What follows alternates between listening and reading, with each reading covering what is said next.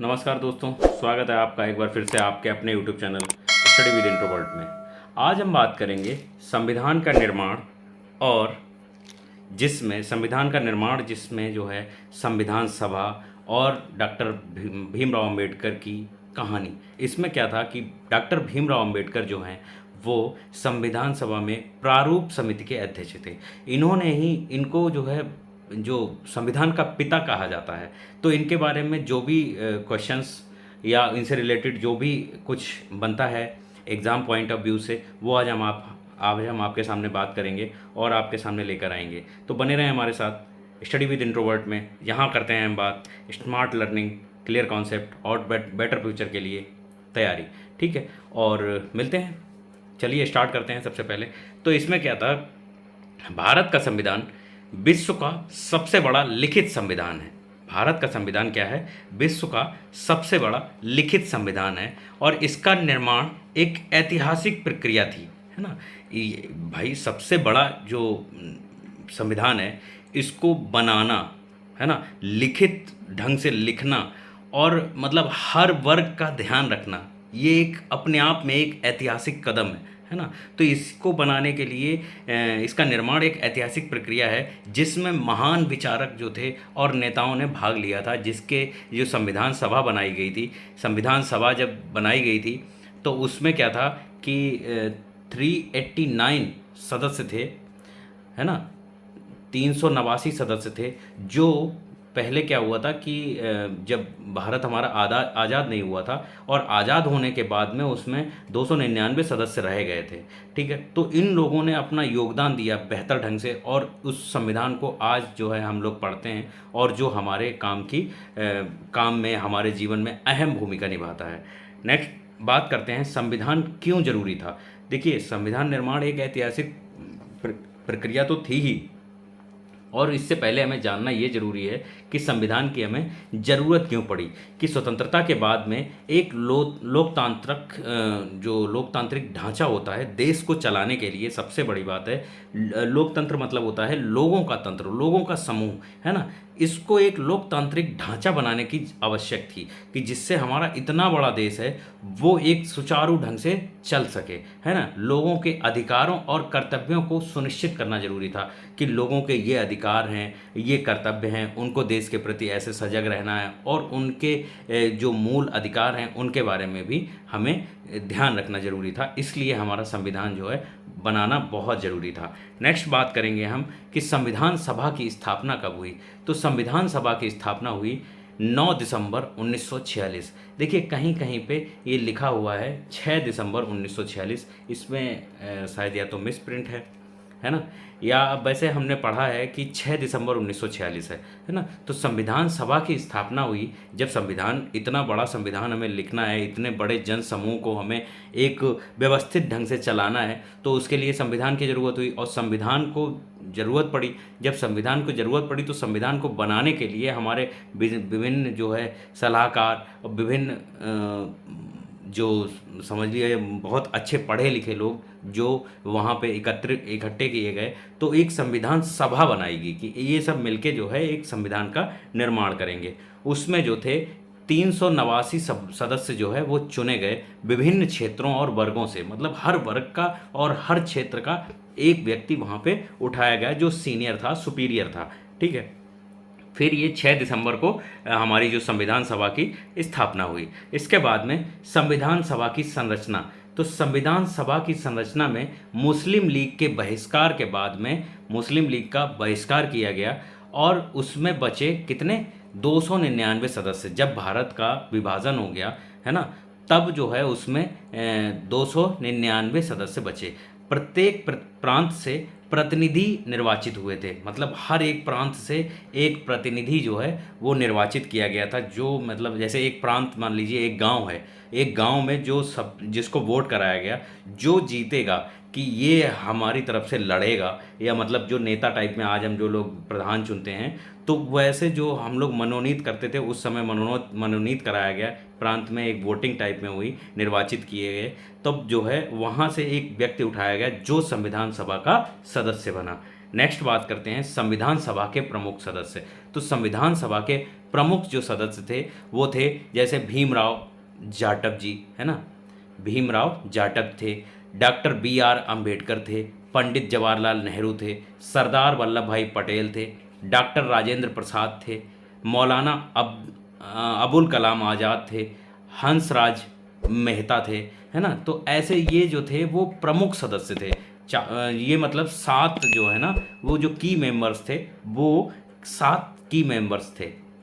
इनको अलग अलग कार्य दिया गया था। जैसे जो संविधान सभा के जो अध्यक्ष थे वो थे डॉक्टर राजेंद्र प्रसाद, और इसमें आता है प्रारूप समिति। प्रारूप समिति मतलब जो लिखित संविधान बना के तैयार कर रहे थे वो थे, उनके अध्यक्ष थे कौन, डॉक्टर भीमराव अंबेडकर जी, है ना। नेक्स्ट बात करेंगे डॉक्टर भीमराव अंबेडकर जो कि संविधान निर्माता के रूप में जाने जाते हैं। अब इनकी बात करते हैं। तो डॉक्टर भीमराव अंबेडकर संविधान सभा की ड्राफ्टिंग कमेटी के अध्यक्ष थे, मतलब जो ड्राफ्ट कर रहे थे, लिख रहे थे संविधान। उन्हें संविधान का मतलब भारतीय संविधान का निर्माता कहा जाता है ना। ऐसे ही नहीं मतलब कोई संविधान लिख लेगा, तो उन्होंने बहुत उस पर स्टडी करी, बहुत अध्ययन करा, हर वर्ग का, हर इसमें हर कास्ट का, हर क्षेत्र का उन्होंने ध्यान रखा, है ना।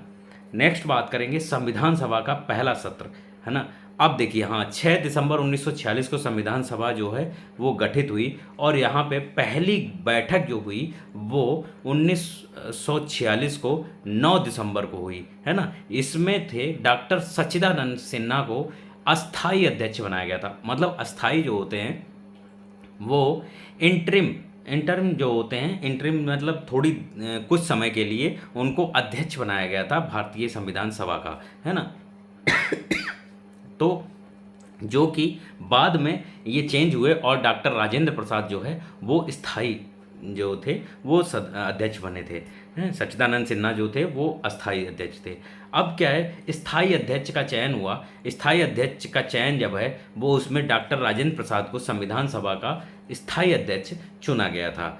नेक्स्ट बात करते हैं उद्देश्य प्रस्ताव यानी ऑब्जेक्टिव रिजोल्यूशन। ऑब्जेक्टिव रिजोल्यूशन में क्या था कि पंडित नेहरू ने 13 दिसंबर 1946 को उद्देश्य प्रस्ताव रखा गया, पेश किया। उद्देश्य प्रस्ताव में जैसे उद्देश्य क्या होना चाहिए, हमारा एक मोटिव दिखाया गया उसमें कि उन्होंने पेश किया कि ऐसा संविधान हमें चाहिए जिसमें लोगों का विकास हो तेज़ी से, है ना, और तेज़ी से सभी लोग बराबर जो है उनको दर्जा मिले और रोज़गार का भी साधन मिले, है ना। कोई सज़ा है तो सबके लिए बराबर हो, कोई मतलब कुछ भी हो, कानून हो तो सबके लिए बराबर हो। ऐसा उद्देश्य प्रस्ताव उन्होंने 13 दिसंबर 1946 को प्रस्तुत किया। इस प्रस्ताव में भविष्य के संविधान का मूल विचार था कि भविष्य का जो संविधान होना चाहिए वो ऐसा होना चाहिए। इसका मूल विचार जो है पंडित नेहरू ने 9 दिसंबर 1946 को किया था।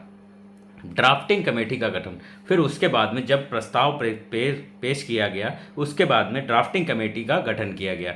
ड्राफ्टिंग कमेटी में क्या हुआ कि 26 नवंबर 1947 को ड्राफ्टिंग कमेटी बनाई गई, और क्या हुआ कि इसमें डॉक्टर भीमराव अंबेडकर को ड्राफ्टिंग कमेटी का अध्यक्ष चुना गया। नेक्स्ट बात करते हैं ड्राफ्टिंग कमेटी के सदस्य।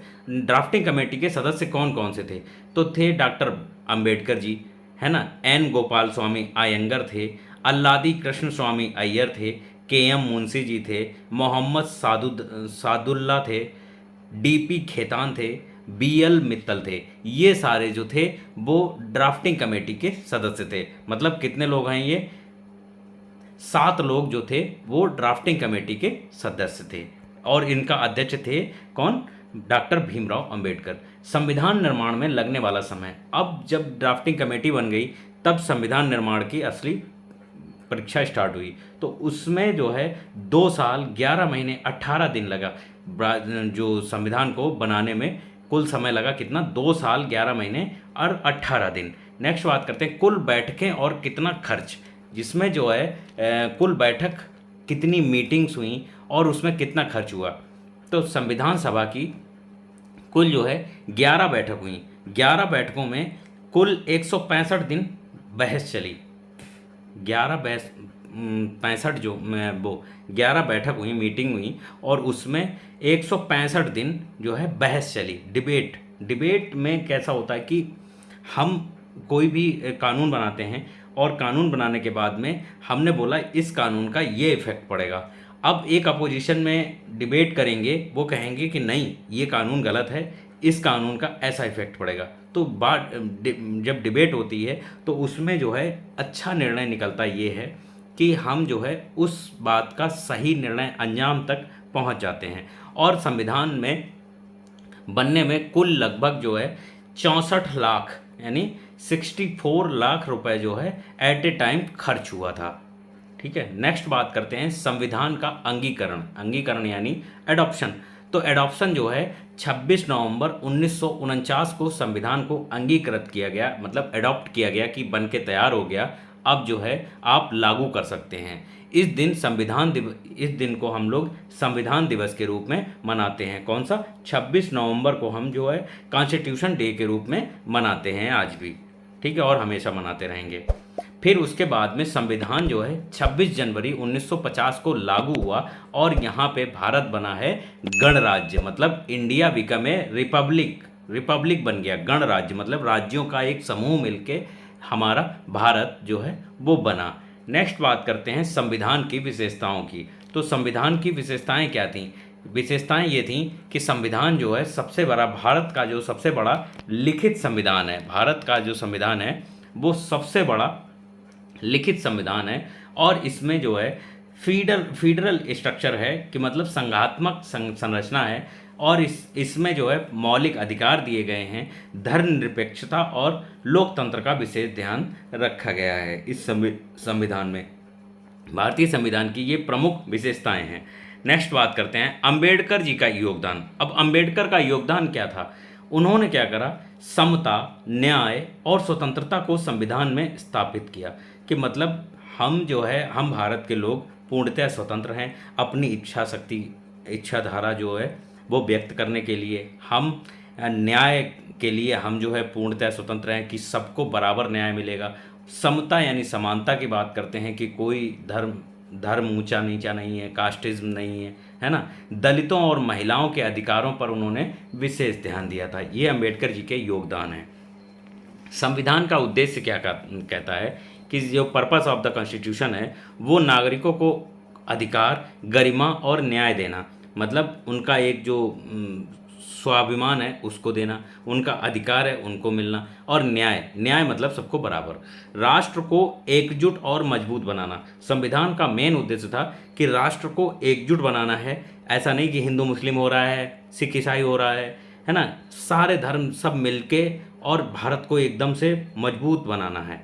तो ये संविधान का उद्देश्य था। नेक्स्ट है संविधान की प्रस्तावना। इसमें जो है यहाँ से जो प्रस्तावना है हम भारत के लोग से शुरू होकर देश की आत्मा को दर्शाती है। तो जो देश की आत्मा है, संविधान की जो आत्मा है ना, वो भारत के संविधान की प्रस्तावना है।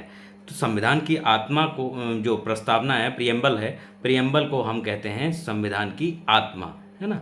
नेक्स्ट बात करते हैं संविधान निर्माण से जुड़े कुछ रोचक तथ्यों के बारे में।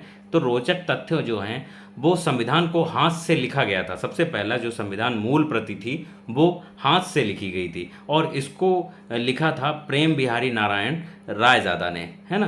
कितने पृष्ठ थे इसमें? इसमें थे 251 शायद पेज पृष्ठ थे। हर पृष्ठ पर कला और चित्रकारी की गई थी। और मूल संविधान जो है वो हिंदी और अंग्रेजी दोनों में तैयार किया गया था, मतलब हिंदी वर्जन और इंग्लिश वर्जन दोनों में लिखित था, हस्तलिखित, हाथों से लिखा गया था। नेक्स्ट बात करते हैं संविधान निर्माण में महिलाओं की भूमिका।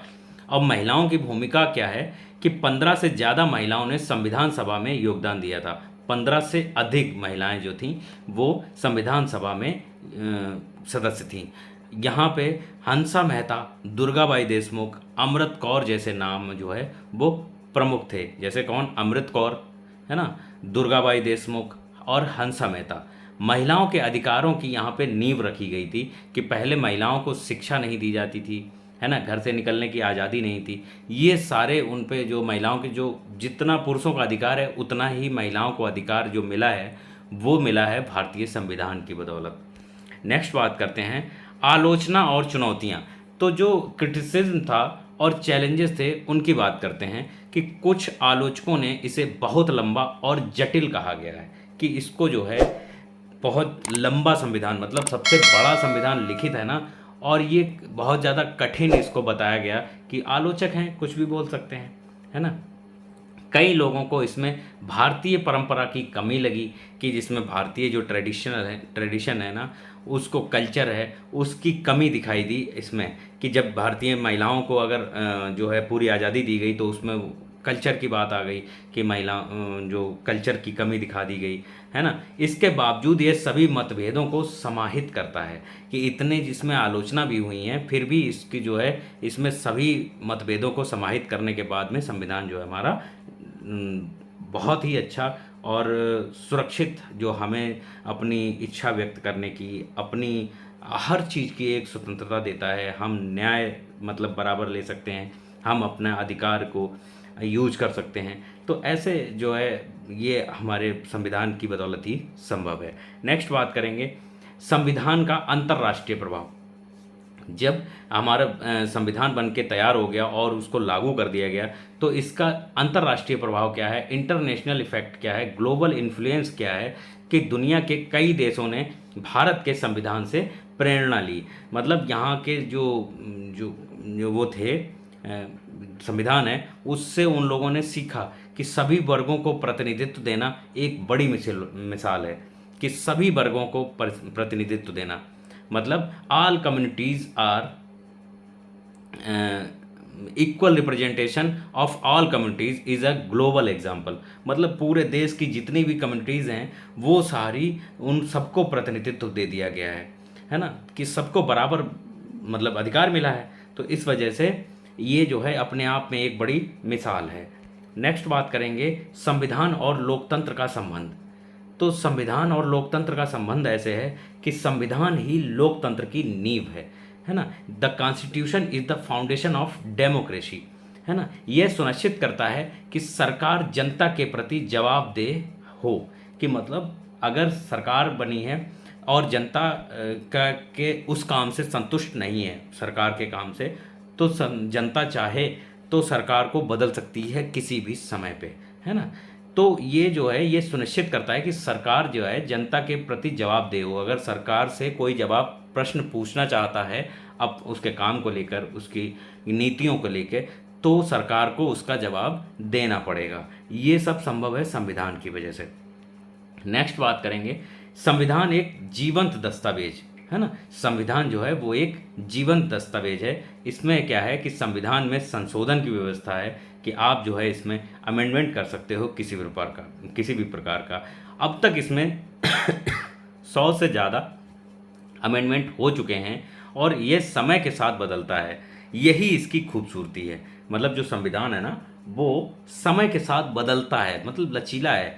और क्या है कि जैसे जैसे समय बढ़ता है उसमें अमेंडमेंट हो जाते हैं, और मतलब हर जनरेशन को देख के उसमें जो है अमेंडमेंट हो जाते हैं। तो यही इसकी खूबसूरती है संविधान की। नेक्स्ट बात करेंगे संविधान के निर्माता को श्रद्धांजलि देने की बात करते हैं, कि डॉक्टर अंबेडकर, नेहरू, पटेल, राजेंद्र प्रसाद जैसे नेताओं को नमन करता हूं, जिन्होंने ऐसे संविधान को बनाने में हमें जो है बहुत गौरवान्वित महसूस कराया, और हम विश्व में सबसे बड़े लिखित संविधान के हम जो है उसका उपयोग करते हैं, जिन्होंने अपने दृष्टिकोण से भारत को एक ऐसी दिशा दी जिसमें सभी वर्ग बराबर हैं, सबके लिए न्याय बराबर है। इन सब जिन्होंने भी संविधान के निर्माण में सहयोग दिया, उन सबको हम विनम्र से श्रद्धांजलि देते हैं और उनको नमन करते हैं। 26 जनवरी की बात करेंगे। अब 26 जनवरी गणतंत्र दिवस का महत्व क्या है, कि गणतंत्र दिवस जब हमारा बना है ना, देश जो है हमारा गणतंत्र तभी बना हुआ जब क्या नाम है संविधान को लागू कर लिया गया। इस दिन हमारा जो है संविधान लागू हुआ था, और यह दिन भारत के लोकतांत्रिक सफ़र की शुरुआत का प्रतीक है। भारत का जो लोकतांत्रिक सफ़र था वो इसी दिन से शुरुआत हुआ था, 26 जनवरी 1950 से। नेक्स्ट बात करेंगे इसका कंक्लूज़न क्या है। तो कंक्लूज़न की बात करेंगे तो भारतीय संविधान केवल एक कानूनी दस्तावेज नहीं है, बल्कि ये भारत की आत्मा है। भारतीय संविधान जो है वो एक केवल दस्तावेज नहीं है, है ना। कानूनी, इसमें सिर्फ एक कानूनी दस्तावेज नहीं है, जबकि यह भारत की आत्मा है। संविधान सभा ने विविधताओं में एकता को आधार बनाकर एक मजबूत राष्ट्र की नींव रखी थी कि हमारा जो देश है भारत, ये विविध लोगों से मिलके बना हुआ था। यहाँ हिंदू भी रहते हैं, मुस्लिम भी रहते हैं, सिख भी रहते हैं, ईसाई भी रहते हैं, और भी विभिन्न कम्युनिटी के लोग रहते हैं। तो उसमें क्या था कि विविधता थी, और विविधताओं में एकता को बना के हम नींव रख के हमारा संविधान निर्माण हुआ है, जिसमें हम सभी धर्म, सभी जाति के लोग एक साथ मिलके हम लोग बोलते हैं भारत माता की जय। तो यही संविधान का एक बहुत बड़ा रोल है।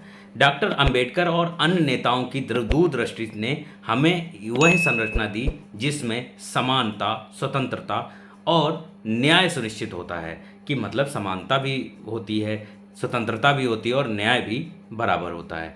यह हमारा कर्तव्य है कि हम संविधान के मूल्यों की रक्षा करें और उसे व्यवहार में उतारें। ये मतलब हम संविधान को अपने व्यवहार में उतार लें और हम उनके जो है संविधान की रक्षा करें। संविधान का सम्मान मतलब राष्ट्र का सम्मान, ये चीज़ हमारे दिमाग में होनी चाहिए। वीडियो में आज के लिए बस इतना ही। मिलते हैं एक नए वीडियो में नए टॉपिक के साथ, है ना। तब तक के लिए हमें आज्ञा दीजिए, और ऐसे ही इंटरेस्टिंग वीडियोस, है ना, इंटरेस्टिंग टॉपिक के साथ आपकी हम तैयारी कराते रहेंगे। और ये टॉपिक ऐसे होंगे जो एग्ज़ाम में 100% कुछ ना कुछ आपको देखे जाएंगे। अगर आपने एक बार वीडियो देख लिया पूरा, तो आप बहुत कुछ सीख के जाएंगे, है ना। तो तब तक के लिए हम चलते हैं और मिलते हैं एक नए वीडियो में नए टॉपिक के साथ। तब तक के हमारे साथ जुड़े रहें और हमारे चैनल को सपोर्ट करें। Thanks for watching. Thank you.